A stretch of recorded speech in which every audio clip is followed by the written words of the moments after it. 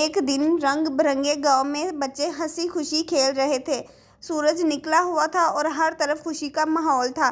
قریب ہی ایک شرارتی بندر نے بیکری میں رکھا بڑا سا چاکلیٹ کیک دیکھا۔ اس کی آنکھیں چمکنے لگیں اور دل میں سوچا، یہ کیک تو میں اکیلا ہی کھاؤں گا۔ اتنے میں ایک بھولی بھالی موٹی مرغی دوڑتی ہوئی آئی اور ٹوکری میں گر گئی۔ سب بچے ہنسنے لگے۔ بندر نے مرغی کو اٹھایا اور دونوں دوست بن گئے۔ جب وہ بیکری پہنچے تو حیران رہ گئے، کیک غائب تھا۔ دونوں کی آنکھیں کھلی کی کھلی رہ گئیں۔ زمین پر چاکلیٹ کے ذرے پڑے تھے۔ بندر اور مرغی جاسوس بن گئے اور سوراخ کی لکیر پر چلنے لگے۔ راستے میں ایک موٹی بلی ملی جس کی مونچھوں پر چاکلیٹ لگا تھا۔ دونوں نے اسے چور سمجھا۔ بلی گھبرا کر درخت پر چڑھ گئی لیکن کیک اس کے پاس نہ ملا۔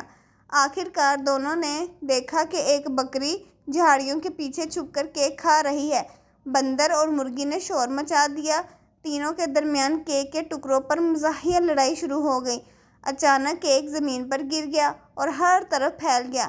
سب کے کپڑے اور چہرے چاکلیٹ سے بھر گئے۔ بچے زور زور سے ہنسنے لگے۔ مرغی نے کہا، ہم کیوں نہ نیا کیک خود بنا لیں؟ بندر اور بکری نے فوراً حامی بھر لی۔ تینوں نے شیف کی ٹوپیاں پہنی اور آٹا، چینی اور انڈے ملانے لگے۔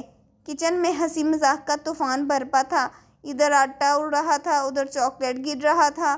انہوں نے اوون بہت تیز کر دیا۔ دھواں نکلنے لگا۔ بندر نے ہاتھ ہلانے لگا، مرغی گھبرا گئی اور بکری چھینکنے لگی۔ اوون کھولا تو اندر کالا سڑا ہوا کیک نکلا۔ سب نے افسوس سے منہ بنایا لیکن پھر بھی ہنسنے لگے۔ گاؤں کے بچے مدد کے لیے آ گئے۔ سب نے مل کر دوبارہ کیک بنایا۔ اس بار احتیاط سے سب کچھ ٹھیک کیا۔ اوون سے بڑا، خوشبودار اور رنگ برنگا کیک نکلا۔ سب خوشی سے تالیاں بجانے لگے۔ گاؤں میں چھوٹی سی پارٹی رکھی۔ ہر کوئی کیک کھا رہا تھا۔ جگہ جگہ رنگین غبارے اور خوشی کا شور تھا۔ آخر میں بندر، مرغی اور بکری نے سیکھا، بانٹنے میں ہی خوشی ہے۔